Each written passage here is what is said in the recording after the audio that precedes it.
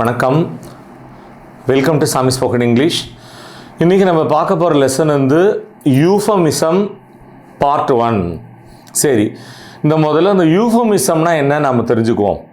யூஃபமிசம்னா என்ன தெரியுமா? தமிழில் மங்கள வழக்கு அல்லது இடக்கரடக்கல். என்ன சார், யூஃபமிசத்துக்கு தமிழில் சொல்கிறேன்னு சொல்லிட்டு ஒன்றும் புரியாத பாஷையில் பேசுகிறீங்கன்னு நினைப்பீங்க.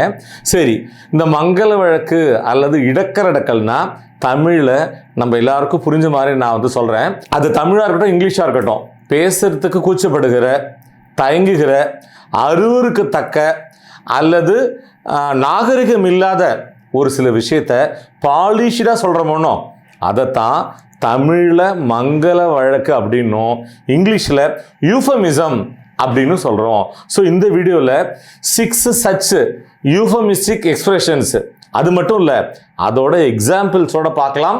அப்போ நமக்கு இந்த வீடியோ ரொம்ப நல்லாவே புரியும். வாங்க லெசனுக்குள்ளே போகலாம். இப்போ நம்ம பார்க்க போகிற வெரி ஃபர்ஸ்ட் யூஃபமிஸ்டிக் எக்ஸ்பிரஷன் என்ன தெரியுமா? Go to a better place.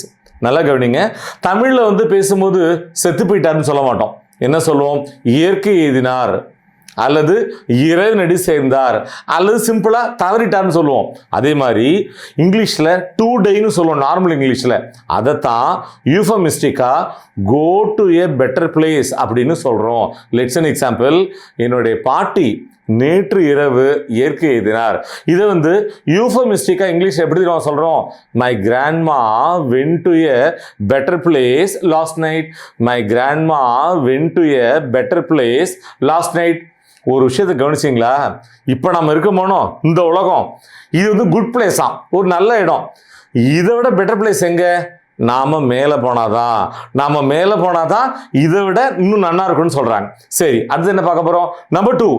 யூஸ்வலாக நார்மல் இங்கிலீஷில் உடல் ஊனமுற்றவர்களை ஹேண்டிகேப்டுன்னு சொல்கிறோம். இது யூஃபமிஸ்டிக்காக எப்படி சொல்கிறோம்? டிஃப்ரெண்ட்லி ஏபிள்டுன்னு சொல்கிறோம். நல்லா கவனிங்க. அதாவது இந்த ஹேண்டிகேப் அப்படிங்கிற வார்த்தை எப்படி வந்து அப்படின்னு கேட்டால், கையில் வந்து ஹேண்டு கேப்பு, தலையில் இருக்கிற கேப் வந்து கைக்கு வந்துடுது, அதை வச்சுட்டு அவங்க வந்து பிச்சை எடுத்து பழைச்சாங்க அப்படிங்கிற மாதிரி அந்த உடல் ஊனமுற்றவர்களை கொச்சைப்படுத்துகிற மாதிரி அந்த வார்த்தை இருந்தது. அதனால தான் தமிழ் என்ன பண்ணிட்டாங்க? உடல் ஊனமுற்றவர்களை மாற்றுத்திறனாளிகள் அப்படின்னு கொண்டு வந்துட்டாங்க. ஸோ இங்கிலீஷில் ஹேண்டிகேப்டுக்கு பதிலாக டிஃப்ரெண்ட்லி ஏபிள்டு அப்படிங்கிற யூஃபமிஸ்டிக் எக்ஸ்பிரஷனை நாம் பயன்படுத்துகிறோம். சரி, ஒரு எக்ஸாம்பிள் பார்க்கலாம்.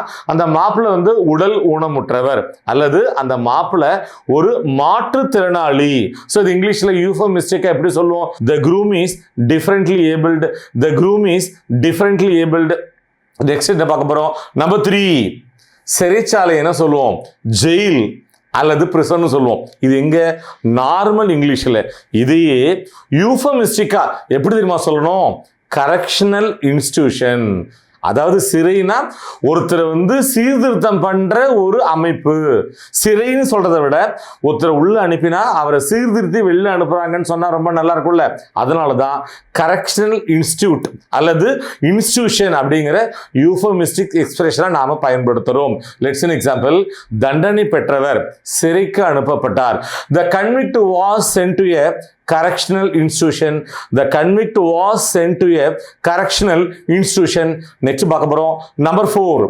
வேலை இல்லாதவங்களை சாதாரணமா நார்மல் இங்கிலீஷ்ல அன்எம்ப்ளாய்டுன்னு சொல்றோம். இது யூஃபமிஸ்டிக் எக்ஸ்பிரஷன் எப்படி சொல்லலாம்? Between jobs. ஒரு எக்ஸாம்பிள் பார்க்கலாம்.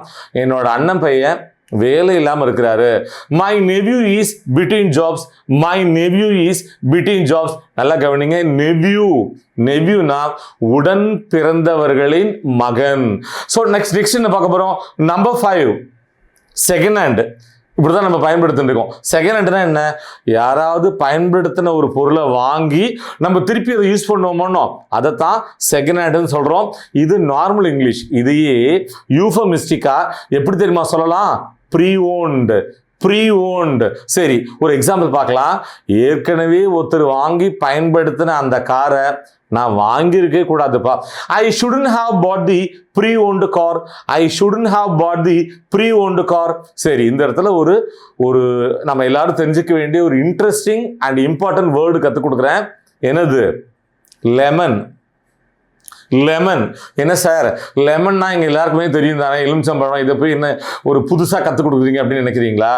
நல்லா கவனிங்க. லெமன்னா அந்த எலுமிச்சம்பழம் மட்டும் அல்ல. ஒரு குறிப்பிட்டு சொல்லப்போனா ஒரு ப்ரீ ஓன்டு கார் ஒன்று வாங்கிட்டோம். அந்த காரை வாங்கின பிறகு அந்த கார் வந்து நமக்கு அவ்வளோ வேலை கொடுக்கும், அவ்வளோ குடைச்ச கொடுக்கும், அவ்வளோ ரிப்பேர் கொடுக்கும். அந்த உருப்படாத ஒரு காரு, ப்ரீ ஓன்டு கார் வாங்கியிருப்போமோ, அதைத்தான் லெமன்னு சொல்றோம். ஸோ இந்த லெசனோட லாஸ்ட் லெக்குக்கு வந்துட்டோம். நம்பர் 6, கண் பார்வை அற்றவர்களை யூஸ்வலாக நார்மல் இங்கிலீஷில் பிளைண்டுன்னு சொல்லிட்டு இருக்கோம். இதையே யூஃபமிஸ்டிக்கா எப்படி சொல்லலாம்? விஷுவலி சேலஞ்சரு. தமிழ்ல பார்த்தீங்கன்னா விழித்திறன் சவால் உடையவர். எங்களுடைய புது மாவட்ட ஆட்சியர் விழித்திறன் சவால் உடையவர். அவர் new district collector is visually challenged. அவர் new district collector is visually challenged. My dear viewers, euphemism part 1 இந்த வீடியோ உங்களுக்கு ரொம்பவே ஹெல்ப்ஃபுல்லாக இருந்திருக்கும்னு நாங்கள் நம்புகிறோம். மீண்டும் அடுத்த பாடத்தில் சந்திப்போம். தேங்க்யூ.